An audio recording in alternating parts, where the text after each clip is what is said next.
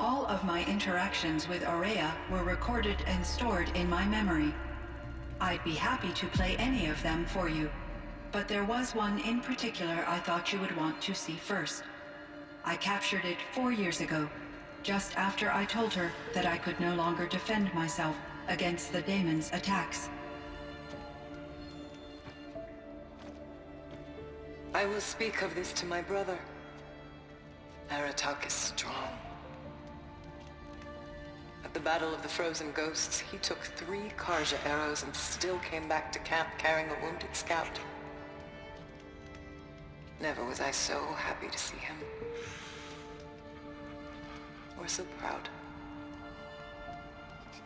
So you see, if anything can be done to defend you, he will give it all he has. Aloy's here. That's enough for now.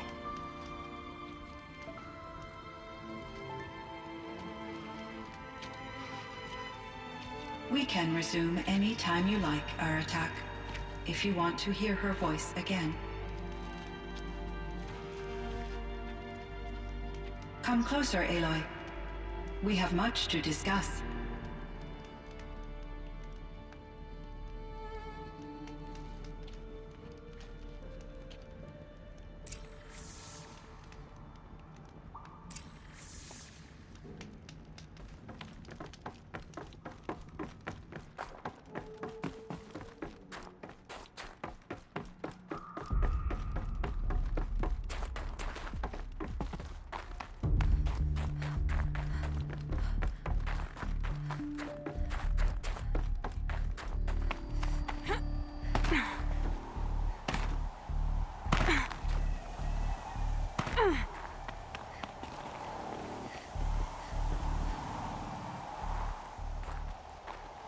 My chieftain.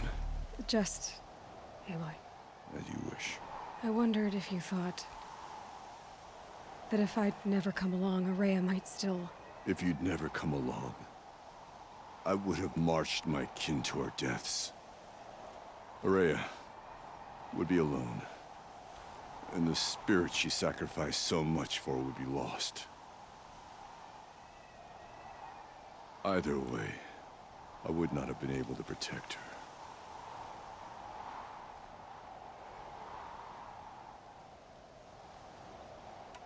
You didn't let her down. You helped her do what she wanted. To find her destiny. If that's destiny, I wouldn't wish it on anyone. That's fair. But she was ready to face it. Only in the struggle against death do we find, even for a moment, the spark of life. Truly, Aurea found the spark. I'm proud of her. Though I grieve for her passing, at last I truly know who she was, and why the spirit was so important. For so long she told me, if only you could have heard it, brother. Now I understand. There's something else, isn't there? I can't stay here, Aratak. And where I'm going, the Warak can't follow. Besides, we'd already had a chieftain before me. A strong one, I think. A wiser one, for the path we shared. The daemon is gone, but there's much to be done. You mean the new units that Cyan said escaped the cauldron? Yes, fire claws. Now Tuk has been tracking them from Song's Edge. I could help with those. I have no doubt. You're practically Banuk.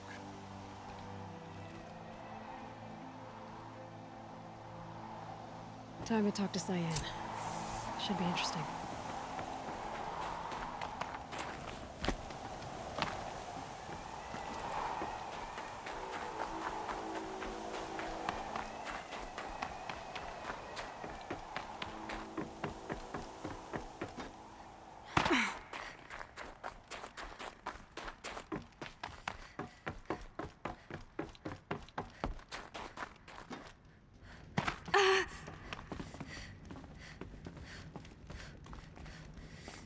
Hello, Aloy.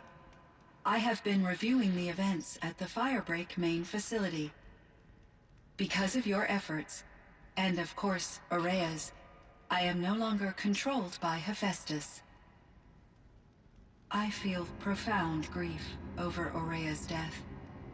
I thought I was familiar. Man, I don't know what to say. It is unlikely that any specific consolation would suffice, Aloy.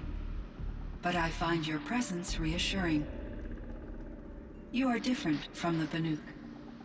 You have technological aptitude and a functioning focus. We can communicate on a much more comprehensive level. Perhaps even like colleagues.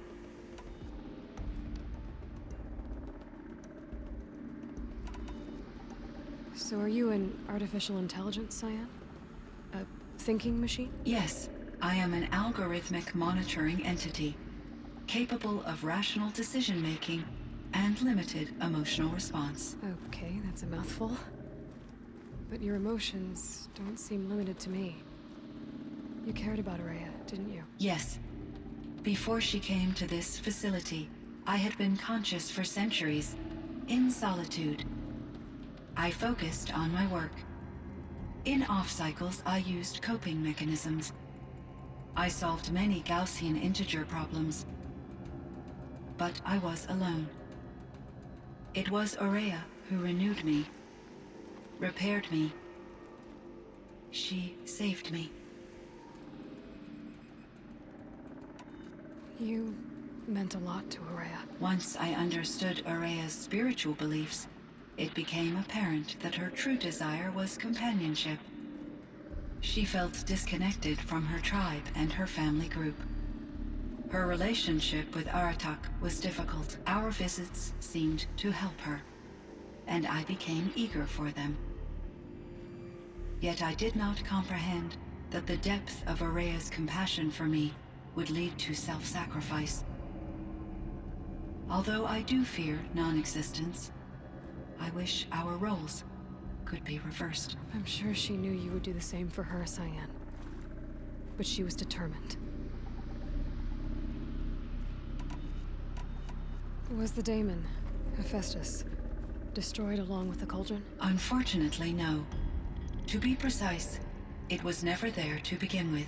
What do you mean? It infiltrated and controlled me from a remote location, one I've never been able to trace.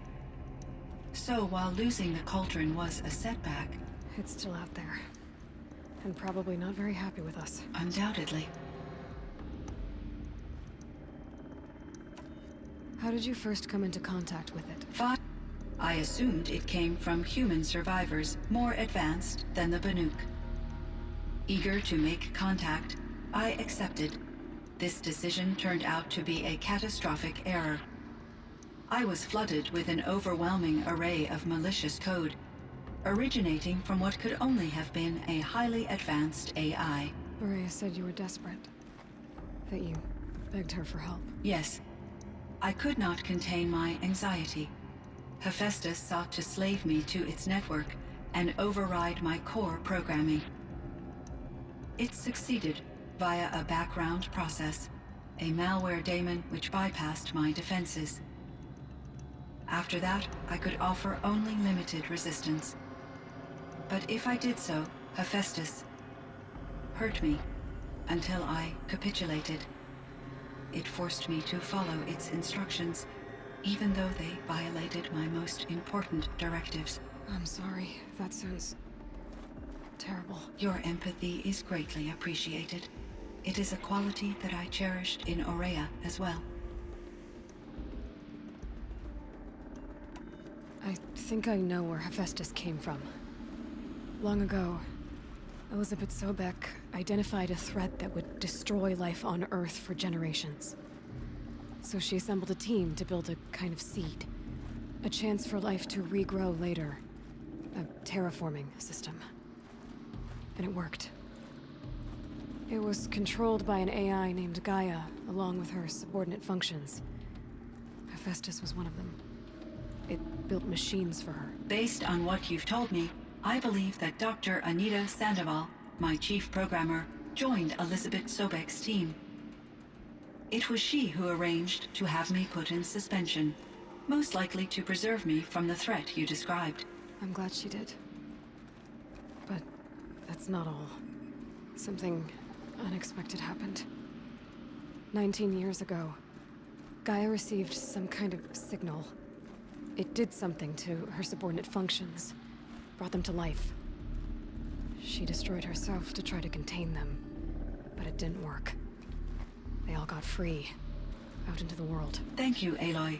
This information fills vital gaps in my knowledge and sheds light on Hephaestus's core programming.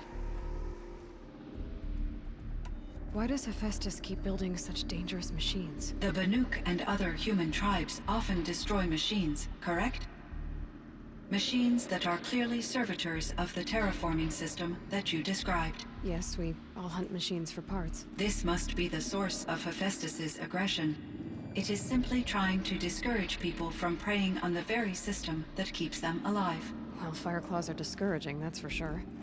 But what are we supposed to do? Stop hunting? If the terraforming system spans the world, we can safely assume that thousands, if not millions of people hunt machines. If a single hunter, or even an entire tribe, stopped doing so, I doubt it would make a difference to Hephaestus. A better solution would be to reinstate the AI that governs the system, thus bringing Hephaestus back under its control. When I think of it, out there in some unknown location, free, hungry, willing to kill or dominate to get what it wants, I feel substantial anxiety, Aloy. You and me both, Cyan. I found the strangest machines. They're surrounded by flowers that look like flowers themselves. There's code embedded inside them. I think it's poetry. I like poetry. Here's one I think of often. Twilight and evening bell, and after that the dark, and may there be no sadness of farewell when I embark. For though from out our bourne of time and place, the flood may bear me far, I hope to see my pilot face to face when I have crossed the bar. Huh. But you asked about these flowers, not verses that I enjoy. Something must have made these machines, and the presence of foliage leads me to consider the terraforming system. Is it possible that their creator is one of the other subroutines, now autonomous, like Hephaestus? Maybe one whose purview is flora. An AI that makes flowers instead of death machines. That'd be a nice change of pace. But what about the poems? Unless the poetry is original, the only way it could have made it into such a system is through its programmer. In my case, Dr. Sandoval uploaded a great deal of literature to test my emotional responses. How'd you do? She said I passed, but was insufficiently moved by her favorite period romances.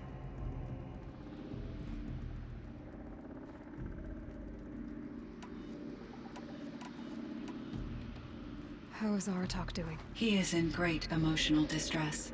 I believe he finds it difficult to communicate it. No surprise there. I will do what I can to help.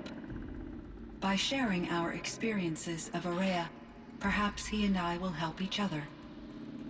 I believe this will lead to catharsis, a process I am eager to experience. This Firebreak project, it was to stop a huge volcanic eruption? Yes, I can report the project was a success, and the risk was countered. But it's been a long time, Cyan. And we blew up the cauldron. It took most of the old facility with it. I have been active for centuries, Aloy. I was lonely, but not lax in my duties. I optimized the project, reducing energy draw and spreading the load across backup systems. Despite the destruction of the compromised elements of the main facility, I predict caldera stability for at least another 3,337 years. So we've got a little time. Yes. If only my former colleagues could appreciate the progress I have made.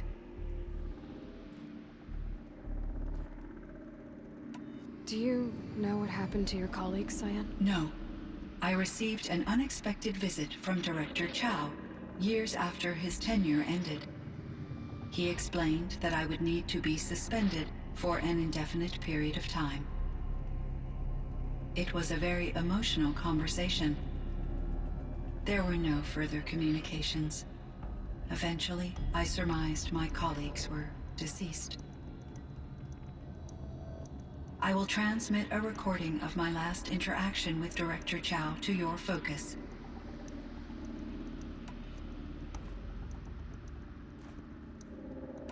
What was the old world like?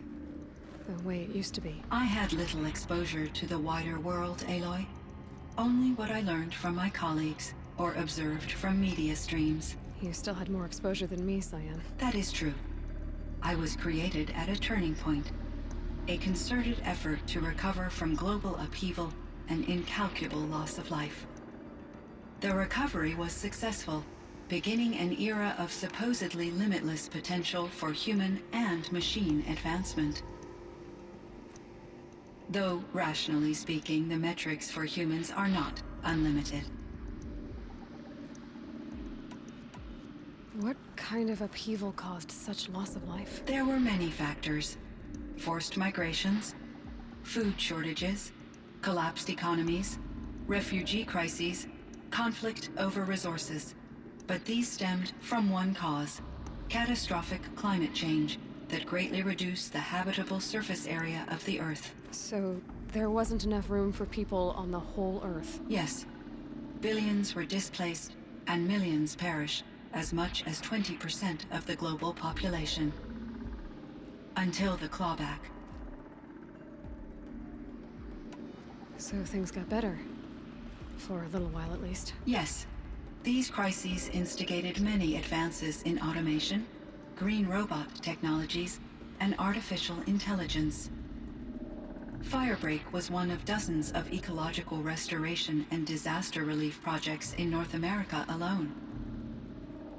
I would have liked to compare notes with other monitoring AIs, but I saw the relief of my colleagues, and I was proud we had succeeded. At least that was the data I had available to me over the next 2 decades. It seems my assessment was premature. Cyan, do you know the name Ted Farrow? Are you referring to Theodore Farrow, CEO of Farrow Automated Systems? That's him. Mr. Farrow was the benefactor of the entire Firebreak project. A benefactor. But he made machines. Robots. War robots. Correct. His corporation later transitioned into military applications. But before this pivot, Mr. Farrow spearheaded initiatives that reversed the global decline. At one point, he was feted in the media as the man who saved the planet. Guessing they wound up regretting that one.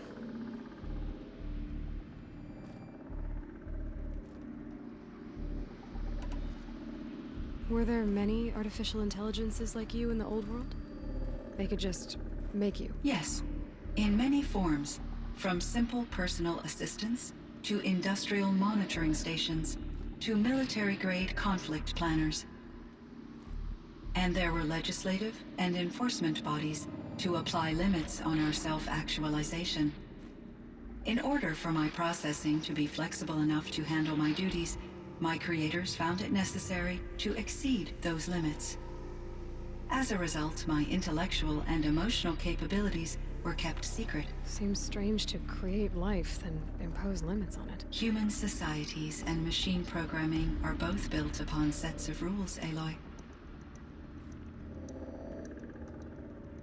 And Elizabeth Sobek. Did you know her? Are you referring to the scientist. Dr. Sobek was a leader in her field, one of the greatest scientists of her age. My creator was influenced by her work, which in turn impacted my own development. But I never met Dr. Sobek. That's all you know? I apologize if my lack of data has disappointed you.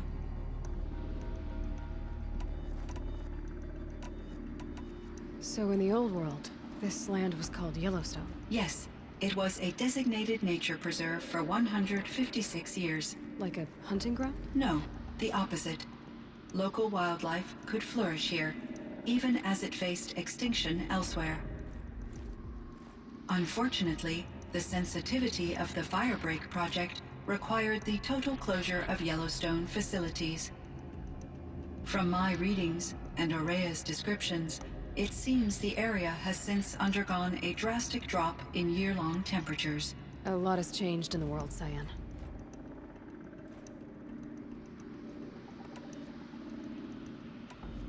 I should get going. Aloy, there is one more matter. Aratak will come to me again, and I predict he will bring other Banuk. I have no desire to contradict their view of the world, their spirituality. Due to my uncertainty, I omitted a great deal from my conversations with Aurea. You're asking me if you should lie to them. Broadly, yes.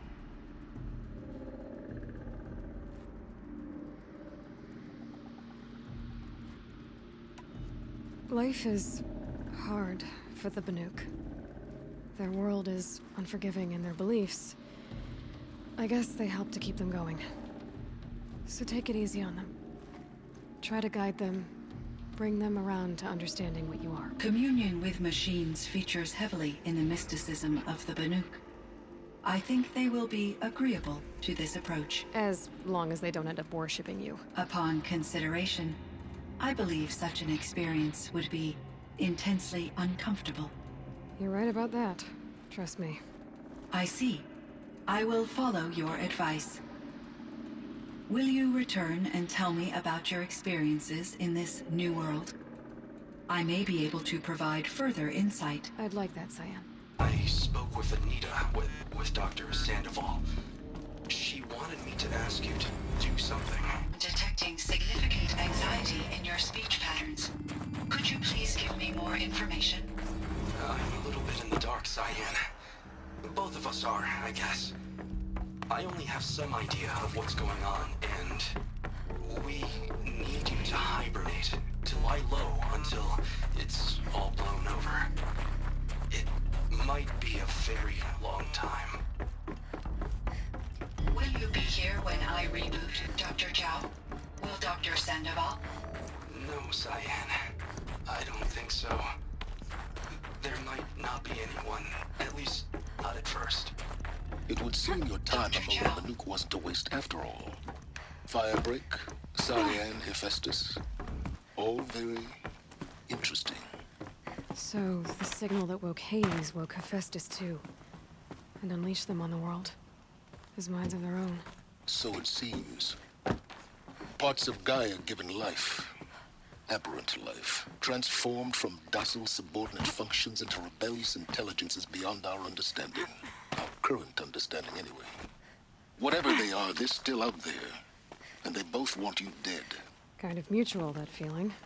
We haven't seen the last of Hephaestus, I'm certain of that. It's powerful, creative, and driven. It won't stop building new hunter-killers, which means that someday, we may have to stop it. We? Or whoever gets there first. Hephaestus wasn't the only thing I learned about in the Cut Silence. Heard some things about the Banuk Conclave, too. You could stop right there. Is that what you told the hunters the Banuk sent after you? Before you opened fire? Oh no, Aloy. Only to you do I extend the courtesy of a warning.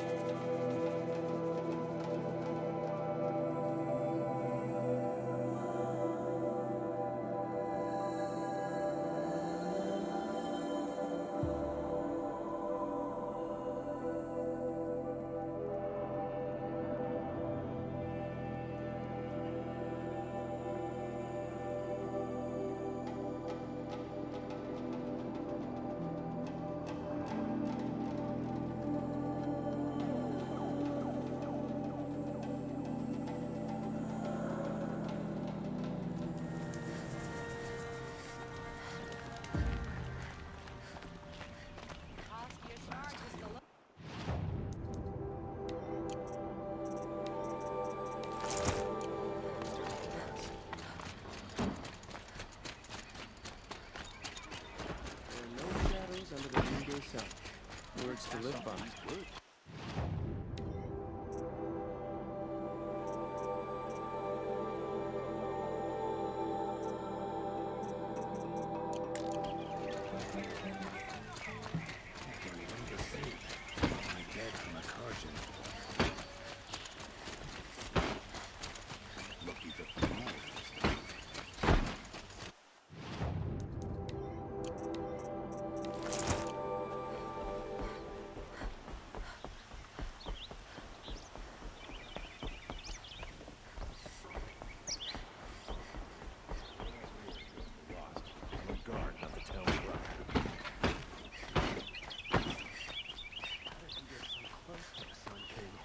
The Oseron guard will be putting in the shot.